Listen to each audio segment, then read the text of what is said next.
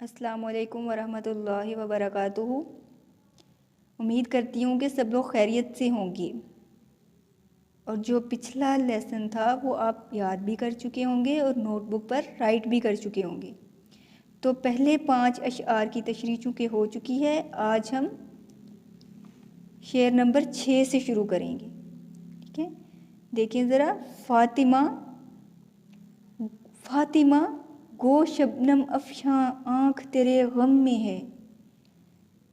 نغمۂ عشرت بھی اپنے نالۂ ماتم میں ہے۔ شبنم افشاں آنسو بہاتی ہوئی، نغمۂ عشرت خوشی کے گیت، نالۂ ماتم غم میں رونا۔ یعنی اس کا مفہوم ہے کہ اے فاطمہ، اگرچہ میری آنکھ تیری جدائی میں آنسو بہا رہی ہے، لیکن تیرے مرنے پر جو آہوزاری کر رہا ہوں اس میں میری خوشی کا راگ بھی موجود ہے۔ تو علامہ محمد اقبال امت مسلمہ کی اس ننھی سی مجاہدہ کو خراج تحسین پیش کرتے ہوئے کہتے ہیں کہ اے فاطمہ، تیری شہادت سے دل خوش بھی ہے، مگر آنکھوں سے آنسوؤں کی جھڑی بھی اس بات کو ظاہر کر رہی ہے کہ تیرا بچھڑنا دکھ کا باعث ہے۔ ہر آنکھ تیری شہادت پر اشک بار ہے،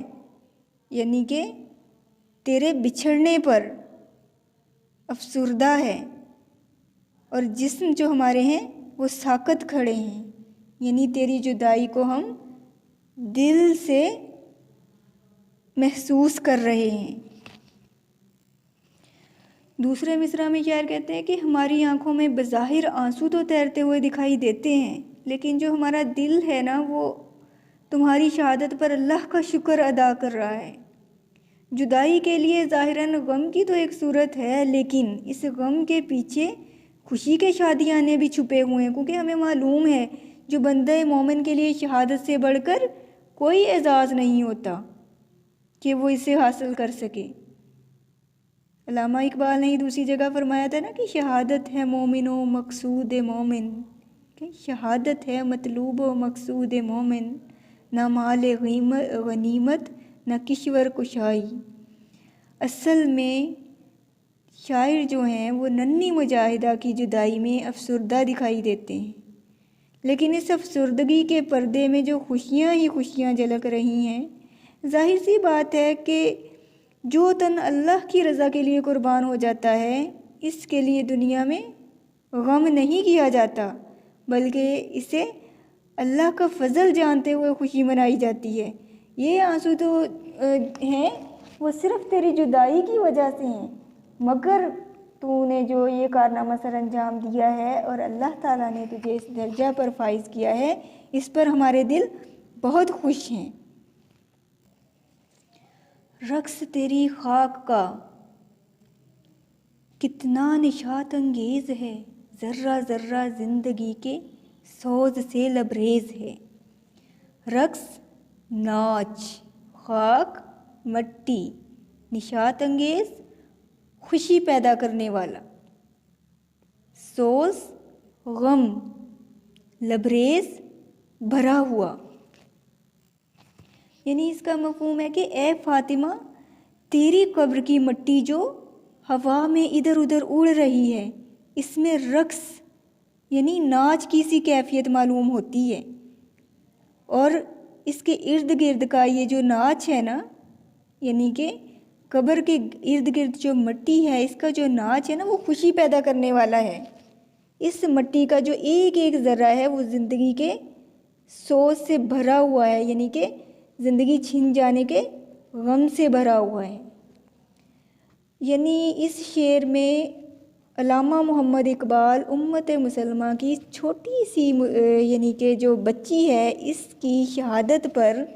اس کو خراج تحسین پیش کرتے ہوئے کہتے ہیں کہ اے فاطمہ، ہماری قابل رشک بیٹی، اگر تو نے مٹی کی چادر اوڑھ لی ہے اور اس دنیا سے پردہ فرما لیا ہے، لیکن میں دیکھتا ہوں کہ تیری قبر کا ایک ذرہ ہمارے لیے خوشیوں کا باعث ہے، اس کا ہر ذرہ ہمارے لیے خوشی کا پیغام ہے۔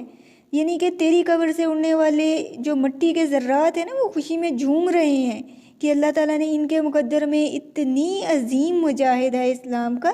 جسم رکھا ہے، یعنی کہ وہ مٹی بھی رشک کر رہی ہے تمہاری شہادت پر، تمہارے اس درجہ پر۔ اب وہ عظیم اور جو پاک جسم ہے، متبرک جسم ہے، جو اس خاک میں یعنی کہ آرام فرما رہا ہے، وہ خاک بھی قابل عزت قرار پائی ہے۔ یعنی کہ اصل میں شاعر مشرق جو ہیں وہ امت مسلمہ کی اس بیٹی کی قسمت پر ناز کرتے نظر آ رہے ہیں کہ زمین والے اس لیے خوش ہیں کہ ان کا تعلق نسل آدم سے ہے، اور خود زمین اس لیے رشک کر رہی ہے کہ فاطمہ بنت عبداللہ نے اپنا خاکی جو ہے یعنی کہ اپنا جسم جو ہے مٹی سے بنا ہوا، اپنا جو وجود ہے وہ راہ خدا میں قربان کر کے اسے عزت و سرفرازی عطا کی ہے،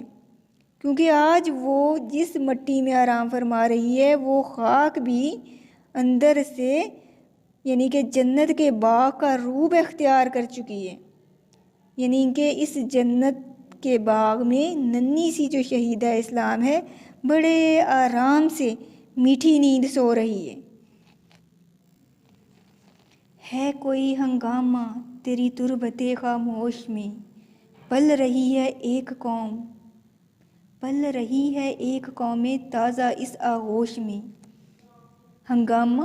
شور و غل، رونق، تربت، قبر، پل رہی ہے یعنی تربیت پا رہی ہے، قوم تازہ، نئی نسل، نئی قوم، آغوش، گود، یعنی اس کا مفہوم ہے کہ معلوم ہوتا ہے کہ تیری خاموش قبر میں جو شور برپا ہے، جس کے پہلو میں ایک نئی قوم پل رہی ہے۔ یعنی کہ علامہ اقبال جو ہیں اس ننھی سی بچی کو خراج تحسین پیش کرتے ہوئے کہتے ہیں کہ اے قوم کے لیے قابل رشک بیٹی، تیری قبر جو ہے وہ خاموشی کا مرکز بنی ہوئی ہے، لیکن مجھے پورا یقین ہے کہ تیری قبر کے اندر خوب رونق لگی ہوئی ہے۔ تو یقیناً شہید اسلام ہے۔ ہر شہید اللہ کا کیا ہوتا ہے؟ مہمان ہوتا ہے۔ اللہ تعالیٰ اپنے اس مہمان کے لیے قبر میں تمام تر اہتمام رکھتا ہے۔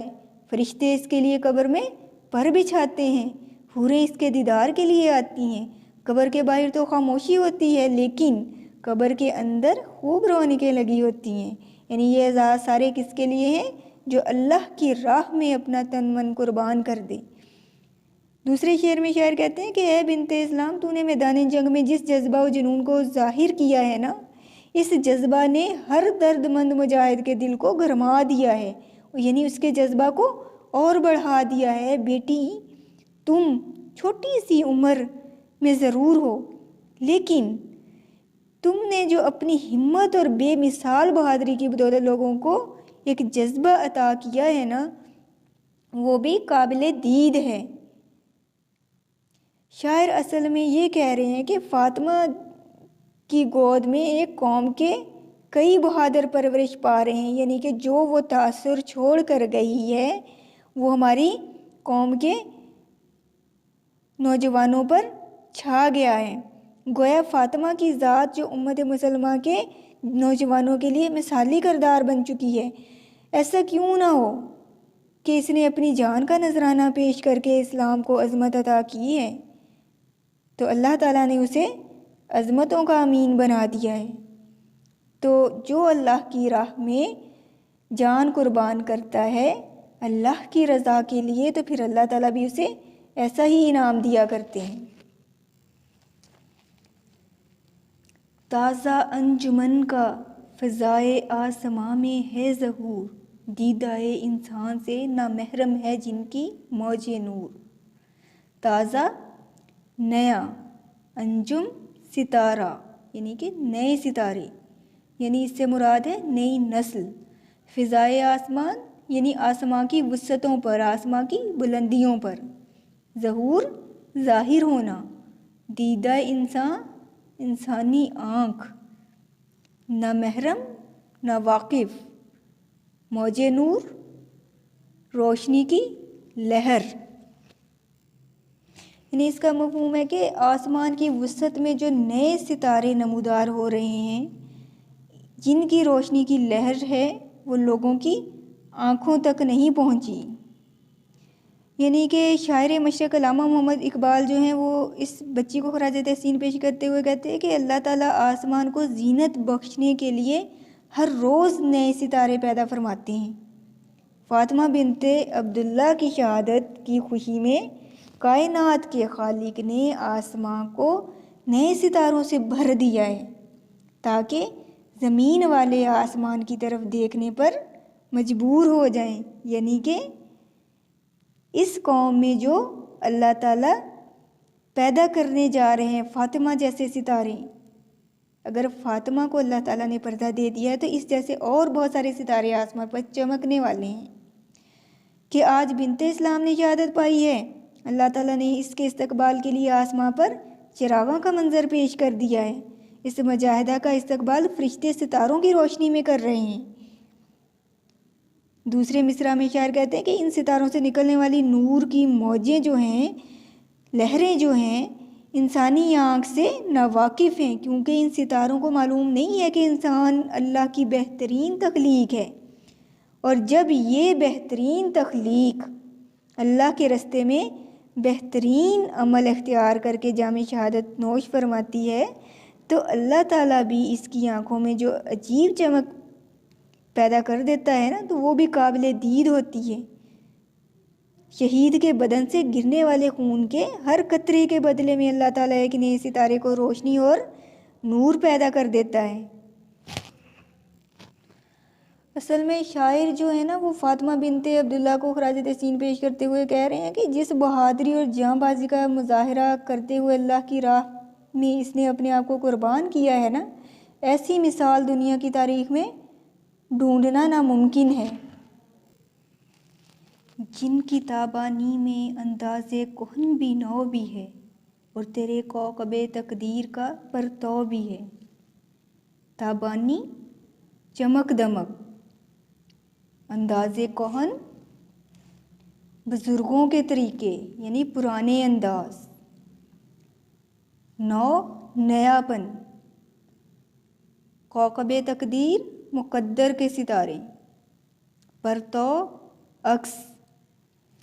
یعنی اس کا مفہوم ہے کہ جو ستارے زمانے کے ظلمت کدے میں ابھی ابھر رہے ہیں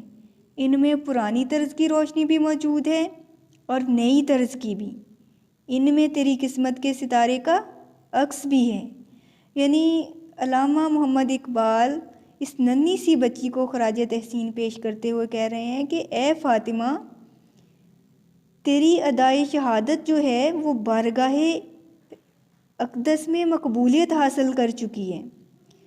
تیری طرز حیات کے اندر صحابہ اکرام رضی اللہ تعالیٰ عنہ کی زندگی کی جھلک بھی دکھائی دیتی ہے، کیونکہ وہ لوگ زمانہ کہن یعنی کہ پچھلے پرانے زمانے سے تعلق رکھتے تھے، لیکن ان کا جذبہ شہادت مثالی تھا۔ یعنی کہ اے فاطمہ بنت عبداللہ، تو نے نبی کریم صلی اللہ علیہ وسلم کی لخت جگر فاطمہ بنت محمد صلی اللہ علیہ وآلہ وسلم کی نسبت اختیار کی ہے، اور یہ نسبت یہاں پہ کیوں ظاہر کی جا رہی ہے کہ نبی کریم صلی اللہ علیہ وسلم کی بیٹی نے بھی میدان احد میں زخمیوں کو پانی پلایا تھا، اور فاطمہ نے بھی اس عظیم ترین لخت جگر رسول اللہ صلی اللہ علیہ وسلم کی سنت پر عمل کرتے ہوئے طرابلس کے میدان میں زخمیوں کو پانی پلایا۔ یعنی کہ جو اس میں انداز کہن کہا گیا ہے نا، وہ اسی لیے کہا گیا ہے کہ اس پرانے یعنی کہ ہماری تاریخ میں ہمارے جو آباء و اجداد ہیں، ہمارے اسلاف ہیں، نبی کریم صلی اللہ علیہ وسلم کی ذات مبارکہ ہیں، صحابہ کرام رضوان اللہ علیہ ہیں، ان میں یعنی کہ جو جذبہ شہادت تھا، جو ایمانی قوت موجود تھی، وہ بھی اس میں موجود ہے۔ ٹھیک ہے، انداز نو اس لیے کہا گیا ہے کہ آج کے دور میں اس نے اس پرانی سنت کو یعنی اس اقدار و روایات کو پھر سے نئے انداز میں زندہ کر دیا ہے، یعنی کہ اس کو دہرا کر ایک نیا انداز دے دیا ہے کہ جذبہ ایمانی تو وہی ہے، ٹھیک ہے، سنت بھی وہی دہرائی جا رہی ہے، کہ فاطمہ بنت محمد صلی اللہ علیہ وسلم نے غزوہ یعنی کہ غزوہ احد میں پانی پلایا تھا، اور اس بچی نے یعنی کہ اس بچی نے اس جنگ میں یعنی طرابلس کی جنگ میں مجاہدوں کو پانی پلایا، ٹھیک ہے۔ لیکن اس میں یعنی کہ اس نے انداز تھوڑا سا یعنی کہ جو بھی حالات و واقعات تھے اس کو مد نظر رکھتے ہوئے اسی چیز کو دہرا دیا، ٹھیک ہے۔ اس میں جیسے بندوقیں صاف کرنے والا کام ہو گیا، اور بھی ایسے چھوٹے چھوٹے کام اس نے شامل کر لیے جو اس کے کرنے کے قابل تھے، یعنی کہ جذبہ ایمانی وہی ہے، انداز یعنی کہ نئے دور میں پھر سے اس طرز کو دہرا کر نیا پن پیدا کر دیا اس میں۔ اے فاطمہ بنت عبداللہ، تو نے ام عمارہ رضی اللہ تعالیٰ عنہ کی سنت کو بھی زندہ کیا ہے، تیری زندگی میں انداز نو کی جھلک بھی نظر آتی ہے اور پرانا جذبہ ایمانی بھی، اور یہی وجہ ہے کہ اللہ تعالیٰ نے تیری قسمت کے ستارے کو وہ چمک عطا کی ہے کہ آسمان کے ستارے بھی تیری قسمت پر